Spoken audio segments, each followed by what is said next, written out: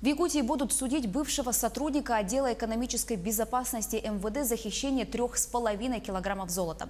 Следствие установило, что в июле 2017 года в городе Нерюнгри был задержан уроженец одной из среднеазиатских республик. В отделе полиции в присутствии понятых у задержанного изъяли ремень с упакованным и закрепленным на нем скотчем золотом общим весом свыше 12 килограммов. В тот же день полицейский похитил часть изъятого золота, это 10 слитков на 3,5 килограммов. В ходе следствия наложен арест на имущество обвиняемого, дом, земельный участок, автомобиль. Расследование завершено, уголовное дело направлено в суд.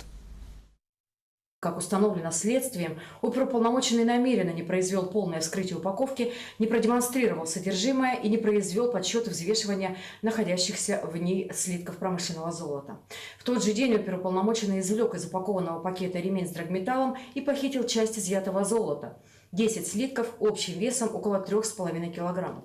В последующем он распорядился им по своему усмотрению. Общая сумма похищенного драгоценного металла составила свыше 7 миллионов 200 тысяч рублей.